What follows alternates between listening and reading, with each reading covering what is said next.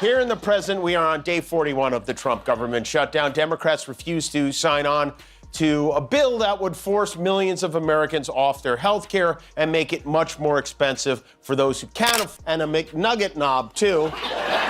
And he has another little button to lock the door when he hears Elon coming. Elon Musk reportedly badgered Trump into giving him an office in the West Wing. It's kind of a tough situation for Trump because, on the one hand, you know he can't stand this guy. On the other hand, he needs his money. It's what they call a Melania. What happens when late-night sarcasm crashes straight into full-blown presidential madness?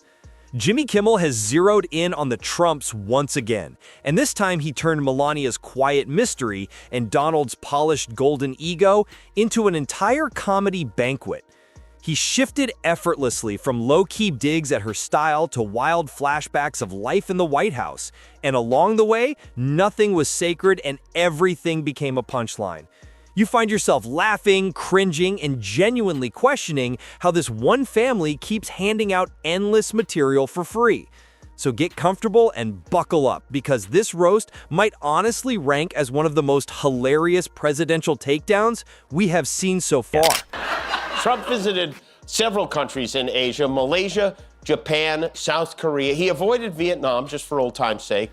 But the big event was his sit-down with Xi. Just before their talk, Trump sent China a message. He announced that he's ordered the Pentagon to start testing. Melania she sat for the speech. She was there not just in her capacity as First Lady, but also as a representative for all the unsatisfied Slovenian women of the world. Jimmy Kimmel did not just deliver another standard late-night episode, he launched what felt like a full-blown comedy air raid. His set turned into a 5-alarm roast with Donald Trump served up as the overcooked main dish, while Melania stood off to the side in calm silence, giving the vibe of someone who had just figured out that the Wi-Fi password really was "Make America Great Again."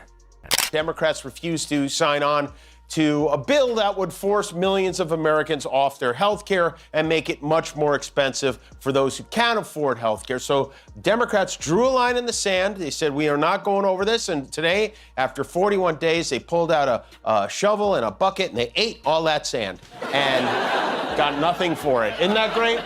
You know what they got? They got a promise from Republicans in the Senate to hold a vote on health care sometime in the future. And if there's one thing we know about Trump and his merry band of sycophants, it's that their word is as good. When Kimmel decides to focus on the Trumps, it stops feeling like a casual monologue and starts looking more like a carefully planned demolition job. Every punchline is placed with perfect timing, as if each joke is a wrecking ball aimed right at that glittering empire, sending it crashing down under waves of laughter. There he was, sipping on his own smug humor and sharp sarcasm like it was expensive wine, fully prepared to unpack America's favorite real-life soap opera couple in front of millions. And to be honest, it was a bigly busy day for the president. This morning, or maybe it was last night, I don't know, he was in South Korea meeting with the president of China for trade negotiations, which, according to one expert who was there, went very, very well. I thought it was a great meeting. I think it was a very friendly meeting. It was a good meeting for two very large, powerful countries. Overall, I guess on the scale of from 0 to 10, with 10 being the best, I would say the meeting was a 12. Wow, it's even higher. You could almost feel the whole crowd lean in at once, waiting to hear what ridiculous twist would come next in the never-ending Trump storyline. As expected, Jimmy delivered, because nothing screams late-night perfection like watching a man who once built a golden skyscraper get verbally dragged by a guy armed with nothing more than a desk, a coffee mug, and a dangerously sharp sense of humor. The House will vote, and we'll see how that goes. Turns out all Trump had to do was threaten to starve poor people, and he got his way. I'm sure he'll never do it again, though. Speaker Mike Johnson praised the bill, which is kind of all you need to know. He said he's glad Democrats are finally ready to do what the American people have been asking them to do for weeks. Great, and then maybe you'll finally be ready to do what the American people have been asking you to do for months and He kicked things off with Melania because, if we are being truthful, that is where the mystery always seems to start. She is like the Mona Lisa of political partners, with a face that constantly makes people wonder what is actually going on behind those eyes. No one can ever be completely sure what she is thinking, and her carefully controlled smile could mean absolutely anything. Jimmy could not resist teasing her legendary public silence, those distant stares, the perfect posture, and that unmistakable get me out of here energy she seemed to carry at almost every official event. It was a lot of fun. What a birthday. It wasn't just, and they gave him a fireworks show on top of that.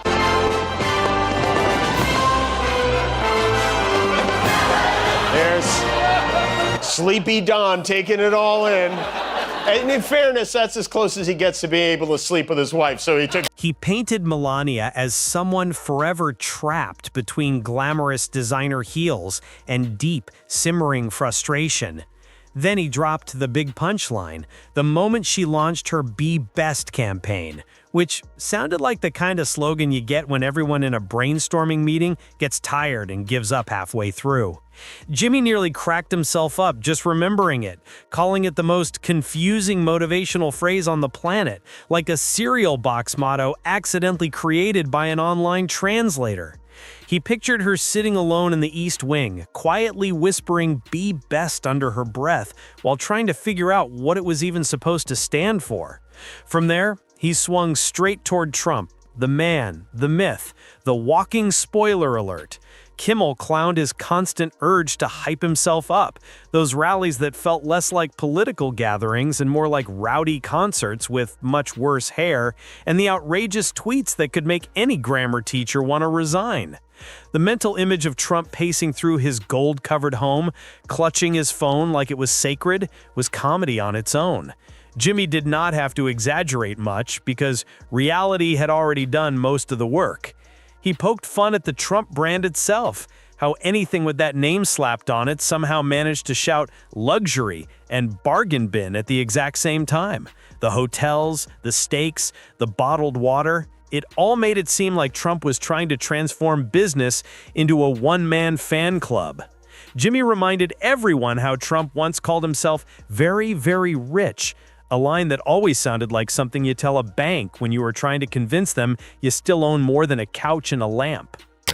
As is tradition, except for 4 years ago when Trump refused to do it, the outgoing first couple welcomed the incoming president and first lady, which was interesting to watch. Trump actually got involved in Melania's outfit for this ceremony. A lot of people are talking about it. He told her he thought it would be super hot if she dressed like a goth Al Capone.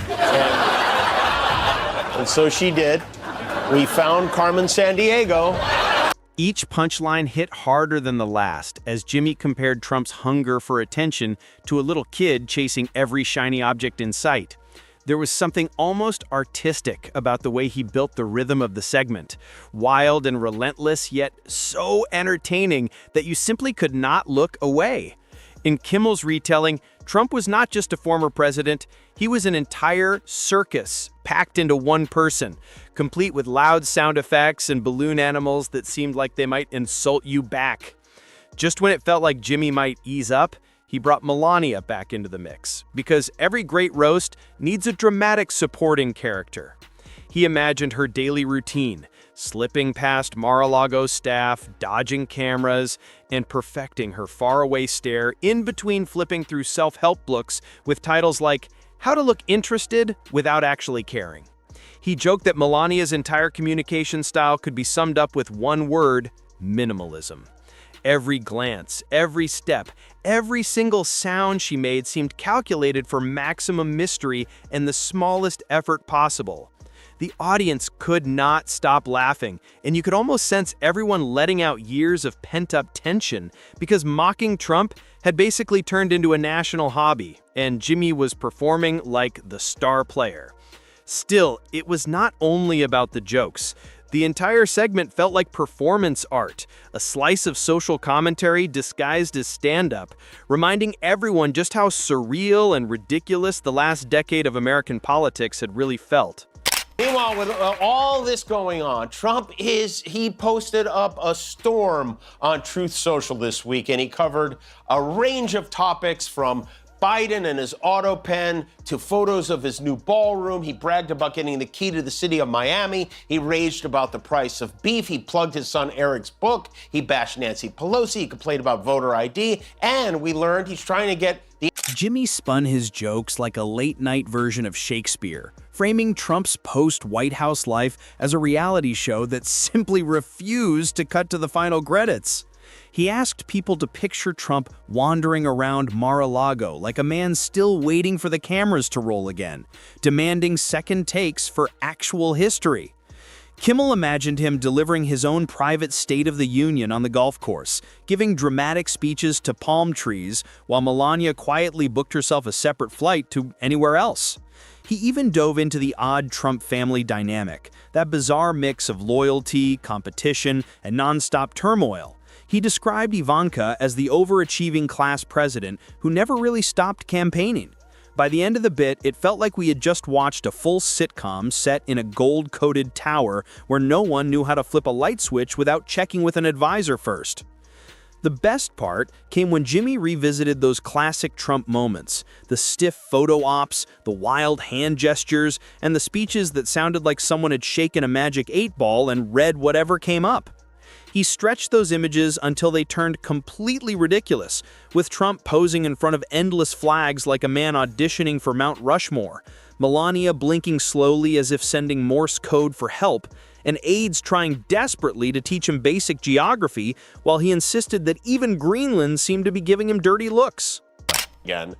And that's right. If they won't give him the Peace Prize the regular way, he's going to take it by force. Reporters on Air Force One asked him why he decided to do this and why he decided to do it right before he met with the Chinese. And his answer was basically, I did it because they did it. With others doing testing, I think it's appropriate that we do also.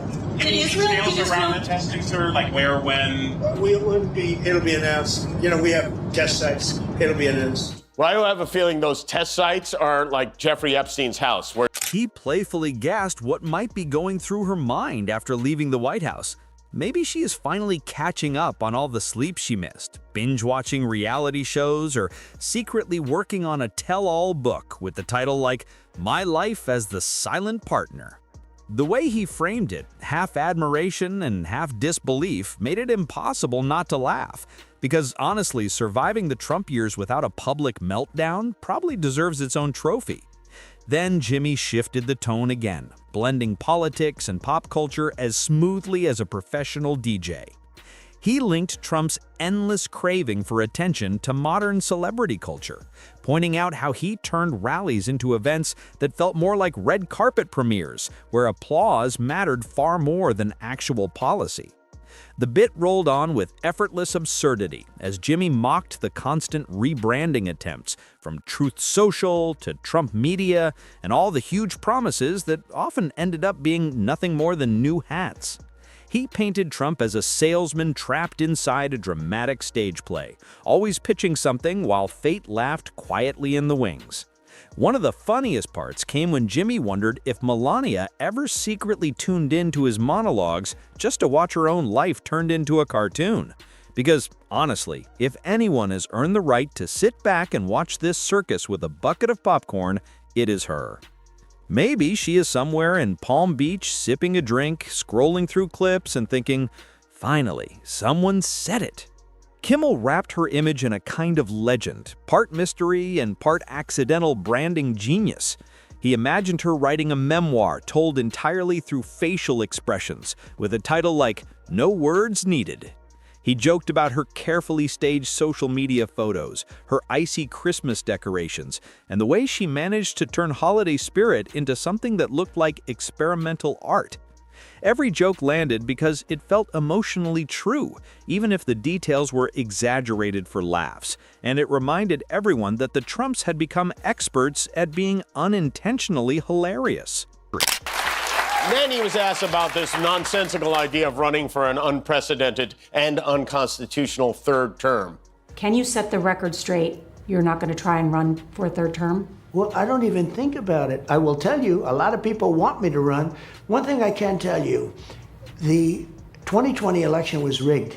And a lot of people say, when it's rigged, you're allowed to do it again. No one's saying that, just you. The jokes never slowed for a second, yet there was a strange grace and smoothness to the way Kimmel delivered them.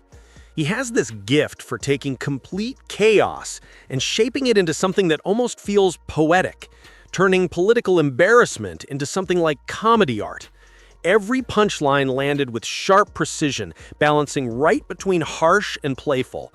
It was obvious he was doing more than telling jokes. He was holding up a mirror and asking the audience if they could honestly believe that all of this had actually happened.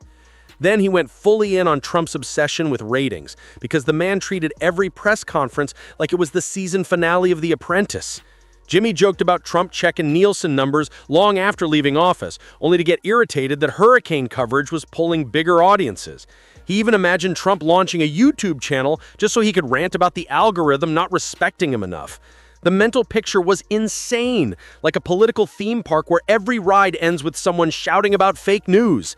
Naturally, Melania drifted back into focus again because no Trump segment feels complete without her quiet presence and carefully controlled silence. Jimmy laughed about how she could deliver a full essay with a single eyebrow raise. Her poker face had become legendary, as if she had been trained by spies to reveal absolutely nothing while standing next to one of the most unpredictable men alive. You know, this is really good. This almost makes me feel bad for him, almost. So it's his birthday, and while there's no good reason for us to be paying to celebrate it, you'd think his wife might celebrate it, right? They're married, and well, watch this. Look at his hand. He makes a little move to lock pinkies, and The real brilliance of this segment was not just in the individual jokes, but in the way Jimmy effortlessly turned politics into something that felt like a full pop culture breakdown. He blended satire and reality until it became difficult to tell where exaggeration stopped and actual events began. That is this strange power of the Trump era. You do not have to invent anything for it to sound unbelievable. He circled back to his main point, that the Trumps somehow managed to turn everything they touched into a spectacle, from campaign rallies to press briefings, all the way down to what probably felt like family dinners filmed live. Nothing about them ever seemed ordinary. Jimmy compared it all to a reality show without the safety net of editing, just raw ego, confusion, and the faint sound of Melania sighing quietly somewhere in the background. In his version, she slid back into her usual role as emotional camouflage, pretending to admire campaign signs while mentally packing her luggage. He described it like a tragic comedy sequel that nobody asked for, yet everyone would still watch simply out of curiosity. The crowd roared as he imagined future slogans like "Make nostalgia great again" or "This time it is personal." He painted a vivid picture of Trump holding rallies in shopping mall parking lots, still bragging about crowd size, while Melania quietly negotiated extra payment just for appearing. The scene was so clear that you could practically see it. Trump standing under harsh bright lights on a small stage, Melania frozen beside him, perfectly posed and completely distant, silently wishing she were back at a spa appointment in her penthouse. he thinks that if election makes you cry, you get a do-over. It's not how it works. CBS, by the way, is under new management, and it would seem that they're doing, it kind of seems to me like they're trying to appease the president now. Tick-tock, tick-tock, tick-tock, tick-tock, tick-tock, tick-tock, tick-tock, tick-tock, tick-tock, tick-tock, bing, bing, bong, bong, bing, bing, bing. Now only $49.99 at TrumpWatch.com. And of course, no Trump interview would be complete without him challenging Jimmy wrapped the segment with one of those perfectly weighted final lines that sounds funny at first, but carries a sting of truth underneath. He reminded everyone that the Trumps have not really vanished, they are just off-screen for the moment, waiting for their next big comeback. The comedy is not over, it is simply airing in reruns. What made the whole thing feel so electric was how Jimmy turned pure disbelief into laughter. He did not lean on rage or outrage. He used sharp, simple mockery and let the humor speak for itself. When life hands you Trump-level chaos, you turn it into roast material. And few people handle that better than Jimmy Kimmel. The crowd erupted in applause, social media lit up almost instantly, and by the next morning, the clips were racing around the internet faster than Trump's old tweets. Some viewers called it brutal, others said it was completely deserved, but everyone seemed to agree on one thing. Kimmel had done it again. He took the bizarre, over-the-top, gold-plated madness of the Trump universe and reshaped it into something close to art. That is the odd thing about their world. It is not just politics or history. It feels like an endless rerun of the strangest sitcom America has ever watched. Kimmel is the commentator, reminding us to laugh before we collapse under the absurdity. So the next time that familiar orange-tinted face appears on your screen, remember that somewhere, Jimmy Kimmel is already crafting new jokes. Melania is drifting off into her own thoughts, and the internet is gearing up to explode all over again. The show never really stops because in the world of Trump and Melania, every single day is another punchline waiting to happen.